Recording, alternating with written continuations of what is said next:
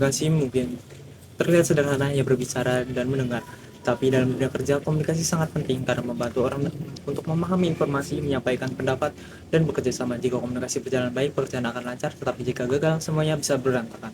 Seperti yang terjadi di sebuah coffee shop ketika sistem penggajian berubah tanpa pemberitahuan, tanpa penjelasan, karyawan menjadi bingung karena gaji berbeda-beda, pembayaran terlambat, laporan stok barang diabaikan, produk sering kosong, pelanggan kecewa, dan suasana kerja yang dipenuhi emosi. Keadaan semakin buruk karena manajemen memilih diam dan menghindari diskusi sehingga muncul miskomunikasi yang menimbulkan salah paham, konflik, dan hilangnya rasa kepercayaan dalam hubungan kerja.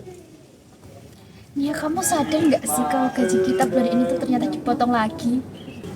Iya, padahal jam kerja kita juga sama. Dan yang bikin kesel tuh kenapa manajer kita tuh nggak kasih transparansi atau penjelasan gitu lah ke kita. Kenapa sih gaji kita dipotong atau apa gitu kayak. Belum lagi stok barang sering kosong, jadi pelanggan pada marah ke kita.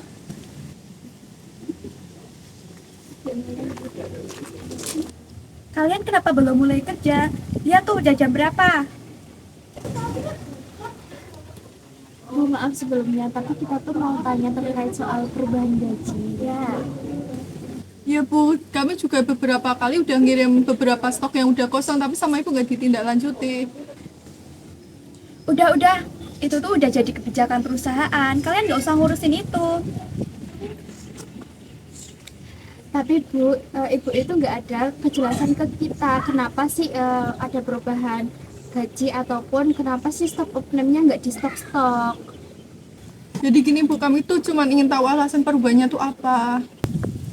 Udah, kalian nggak usah terlalu banyak protes. Fokus aja sama kerjaan kalian. Bukan protes Bu, kami tuh cuma mau transparansi biar nggak terjadi miskom. Ya kalau komunikasi jelas dari saya awal. sibuk.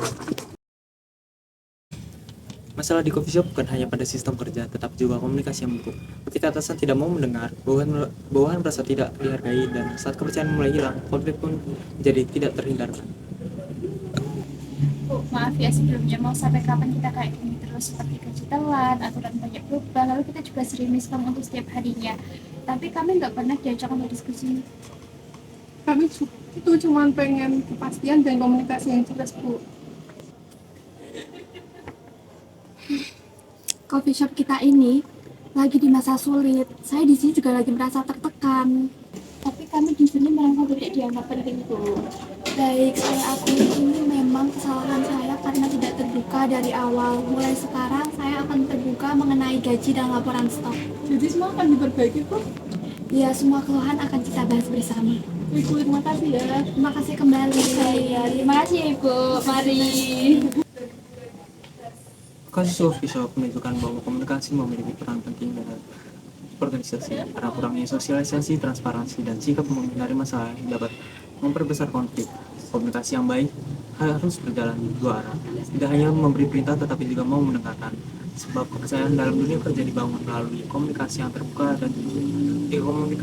Jika komunikasi diperbaiki, masalah dapat diselesaikan bersama. Tetapi jika terus diabaikan, bukan hanya hubungan kerja yang rusak, melainkan juga masa depan perusahaan.